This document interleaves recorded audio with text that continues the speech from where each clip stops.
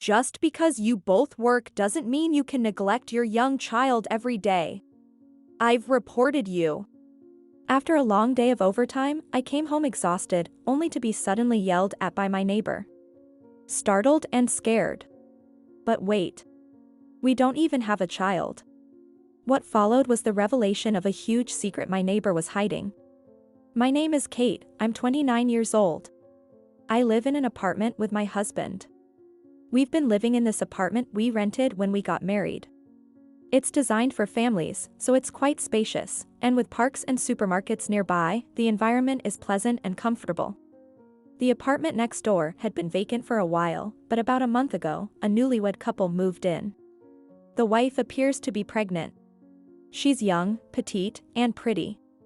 They came over to say hello when they moved in, and we've had small talks when we see each other while taking out the trash. When I told her I'm a midwife at the city hospital, she said she wished to give birth there. But she plans to go back to her hometown far away for the delivery. I work in obstetrics, and my husband, Tyler, is a clinical psychologist in the same hospital. We met at the hospital and have been married for 5 years, but we don't have children yet.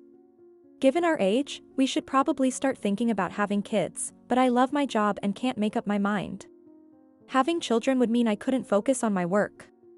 I can see how hard it is to have children by looking at my senior, Kathy. Kathy is a single mother raising a 3-year-old boy. She had him out of wedlock, and since the father has not acknowledged the child, she receives no child support, which makes things tough. Kathy drops her son off at daycare and works hard, but because she can't do overtime or night shifts, life is tough. Even with a day shift, she often has to leave early if the daycare calls about her son being sick. It seems there was a call from the daycare today. Kate, I'm sorry. Kathy looked at me with her hands together. Whenever she relies on me like this, it's because she's been called by the daycare. It's okay, leave it to me. Please go pick up Rick. So, today was supposed to be a day shift, but after one delivery after another, I didn't get home until late at night. Our apartment is usually quiet at night, though you can sometimes hear children's voices from somewhere. Today was busy, so I'm thinking of heading straight to bed. That's what I was thinking as I hurried home. I was just opening the door when suddenly, just because you both work, doesn't mean you can neglect your young child every day. I've reported you. As I was about to enter, a man suddenly started yelling at me.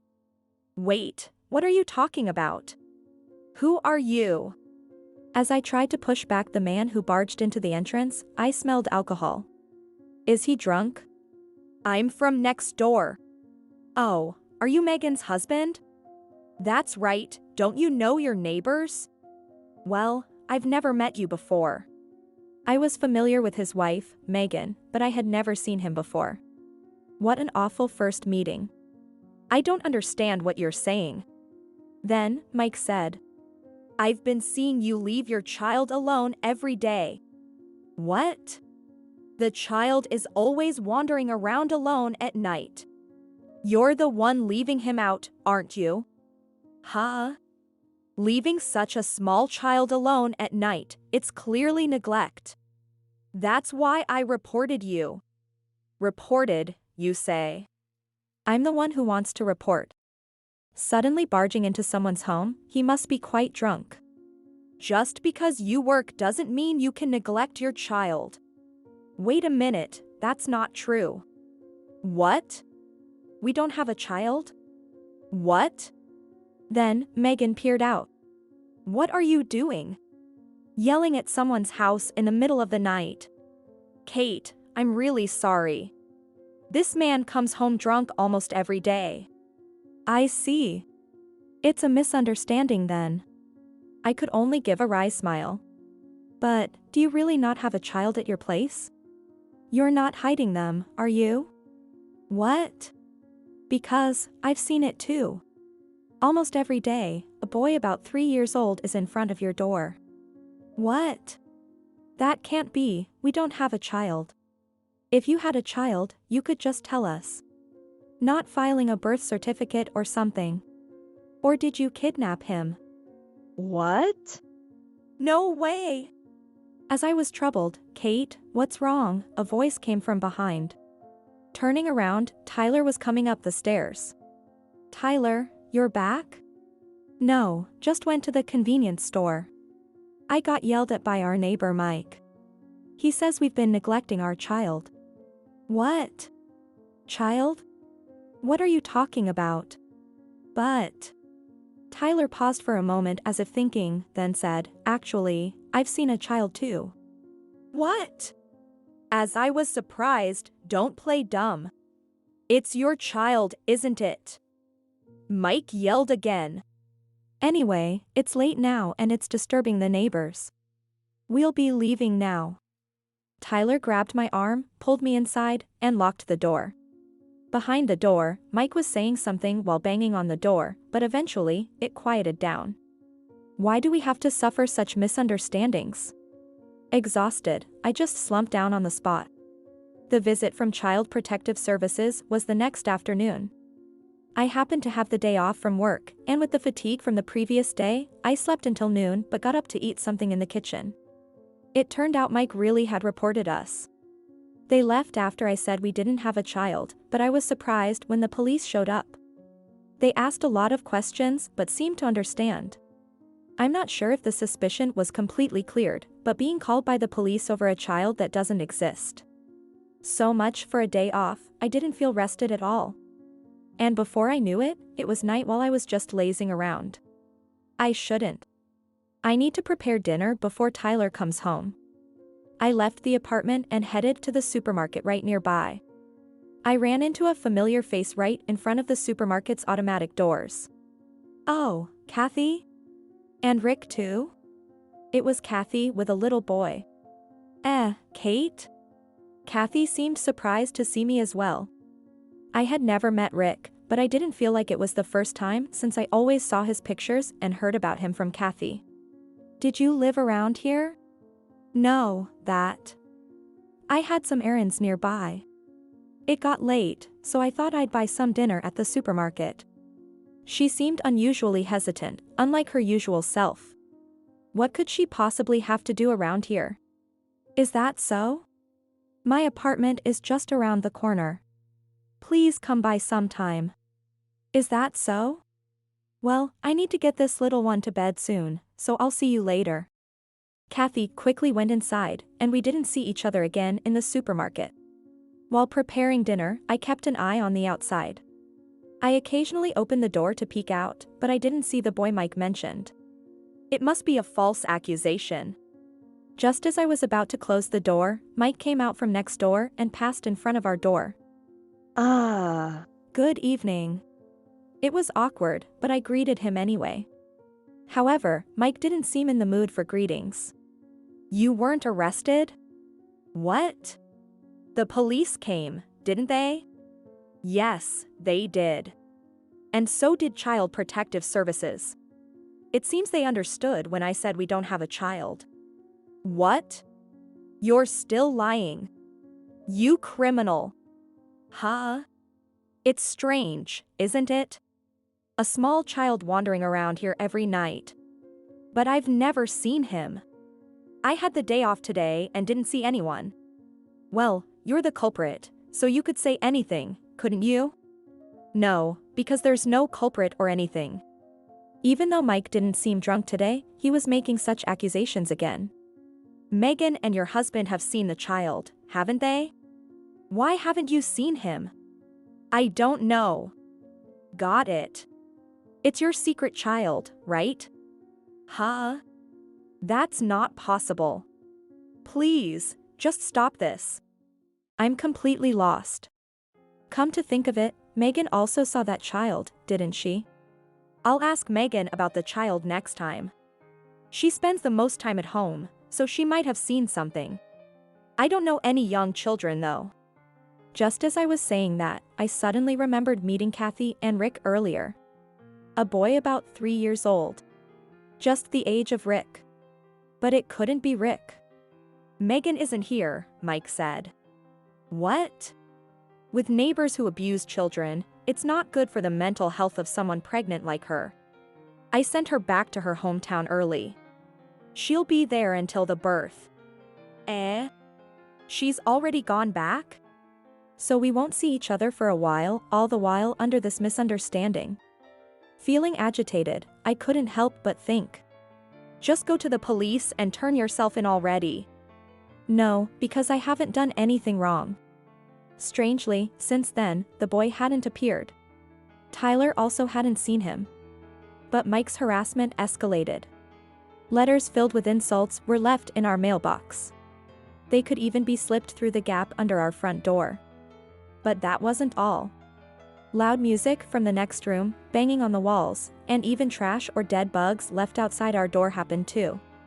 Continuing like this, I became mentally exhausted, unable to sleep at night or eat properly. I had no motivation to do anything, housework was neglected. My heart was unsettled, my health deteriorated, and I started missing work. Seeing me like this, Tyler suggested we move. I didn't like the idea of running away, and I hated leaving with Megan, still misunderstanding, but I couldn't bear the thought of this continuing. We decided to move. While searching for apartments on my smartphone, I received a call. It was Kathy's name on the screen. I wasn't in the mood to talk to anyone, but I felt guilty for causing trouble at work, so I answered, planning to apologize. Kathy was really worried about me. So, I told her everything. About the little boy being left alone at night and the neighbor thinking it was our child, and that I was being suspected of neglect. The neighbor, he's so fixated, he won't understand at all. And it's not just that, the harassment started, and it's been escalating. It's scary, and I've been feeling sick. So, we've decided to move. We can't live here in peace. The neighbor. Is his name Mike by any chance? Yes, it is, but how do you know? Then, Kathy said something unexpected. It's my fault. I'm so sorry, Kate. That child, it's probably Rick. What? I was the one who left the child. And yet, I've made you go through such a terrible time, I'm truly sorry. Wait. What do you mean? I couldn't understand it all. Why would Kathy's child be wandering around our area? Could it be related to us meeting at the supermarket the other day? Could it be that Mike knows you work at the city hospital? I've mentioned it to his wife. I thought so. What do you mean? I'll explain everything. Can I come over now? Right now? Sorry to bother you when you're not feeling well. It's okay, if it's too much. No, it's fine. I wanted to hear Kathy's story and clear up the misunderstanding as soon as possible. I'll pick up Rick from daycare and then come over, she said, and then quickly ended the call. After a while, Kathy arrived with Rick. Looking up at me, Rick greeted in his slightly lisping voice, "Hello." "Hello, Rick." Then, I turned to Kathy and said, "You knew where we live?" I was worried because I cut the call before giving you our address, wondering if you'd find us okay. Oh. Because, you know, if it's an apartment near the supermarket, it has to be this one. And. She seemed to mumble her words for some reason. Anyway, please come in. I'll make some tea. Would you like some orange juice, Rick? Yeah.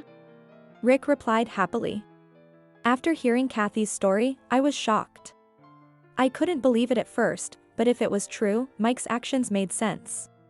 It turns out that Mike, our neighbor, was the root of it all. As I was lost for words, Rick, who had been watching TV, seemed to get bored and stood up. "I'm going outside." Saying so, he ran towards the door. Wait, Rick. By the time I caught up, Rick had already opened the door. That's when it happened. "I found you."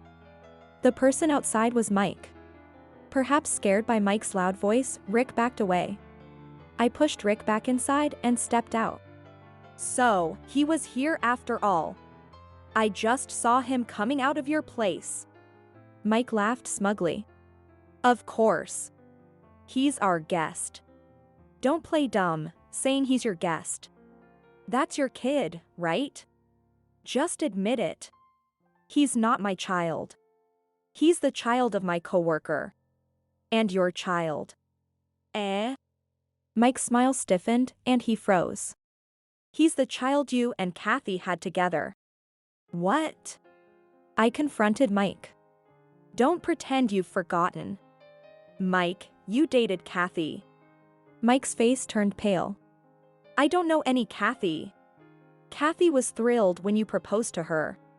But then you cheated with a younger woman and broke off the engagement, even though she was pregnant with your child. Then you disappeared and married that young woman, Megan, right? I told you, I don't know her. Don't joke around. Do you have any idea how hard Kathy struggled without you acknowledging your child? What are you talking about? Mike, after telling me to confess and turn myself in, now you're the one pretending not to know when it's inconvenient for you. I'm disgusted. No, that's not.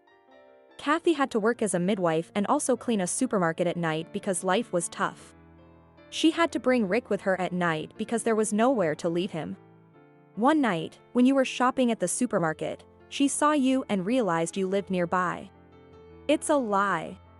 It's true. I heard everything from Kathy.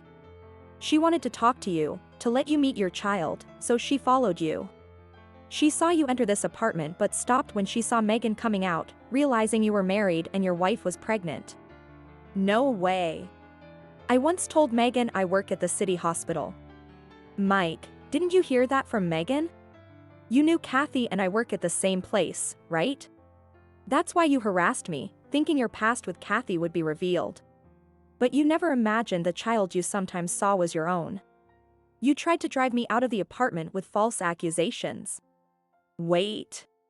Is there proof that he's my child? If you want to prove he's not your child, you'll cooperate with a DNA test, right? Do we have to go that far? If he's not your child, it should be no problem. No, well. Then, Kathy appeared behind me. Kate is right. Mike's eyes widened in shock. Mike, it's been a while. Kathy. Mike was clearly flustered.